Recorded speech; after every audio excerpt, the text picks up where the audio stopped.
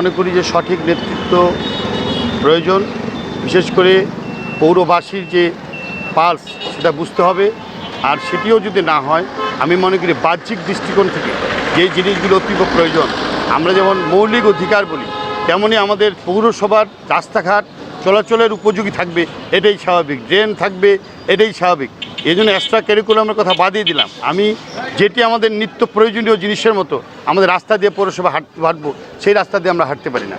আমাদের চৌরাস্তার মধ্যে বড় বড় গর্ত, আমাদের এখানে এই যে শহীদ মোহাম্মদ আলী সড়ক সামনে আমি দাঁড়িয়ে কথা বলছি, ওখানে দেখবেন যে হেলে দুলে একজন ব্রেক ছাড়া কোনো গাড়ি ওখান থেকে যেতে পারবে না। ব্রেক করে এবং 5 কিলোমিটার স্পিড দিয়ে যেতে হয়। একটা পৌরসভার যদি এই অবস্থা হয়, আশ্রমপাড়া দিয়ে ডানের যে রাস্তাটি দেখছেন সেই রাস্তাটি একটি বেহাল দশা, ওখানে কোনো গাড়ি ভয়ে ঢুকেই না। আর যদি বৃষ্টি হয় তাহলে তো কল্পনা করা যায় না যে কীভাবে মানুষের জীবন স্থবির হয়ে যেতে পারে। যখন ডিজিটাল বাংলাদেশ থেকে স্মার্ট বাংলাদেশ থেকে ধাবিত হচ্ছি, যখন সারা বাংলাদেশ একটি উন্নয়নের রোল মডেল হিসেবে বিশ্বের কাছে একটি উপস্থাপিত হচ্ছে, সেই জায়গায় আমাদের ঠাকুরগাঁও পৌরসভা এত অবহেলিত, এটা আসলে আশ্চর্যজনক। আমি মনে করি সঠিক নেতৃত্বের মাধ্যমে এটি সম্ভব।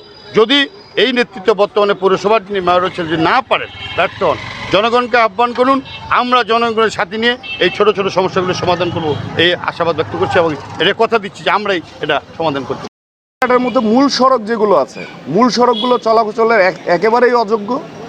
এখন এই চলাচলের অযোগ্য রাস্তাগুলো যদি মেরামত না করা হয়, আসলে শহরে বসবাস করা খুব কঠিন। বসবাস করার জন্য যদি আমাদের চলাচলে ব্যাঘাত ঘটে, আমরা যে রিক্সায় চলাচল করি, যদি রিক্সায় চলাচল করতে যায় 10 টাকার ভাড়া 30 টাকা চেয়ে বসে, শুধু 30 টাকাটা, দুর্ঘটনাও ঘটছে অ্যাভেলেবেল।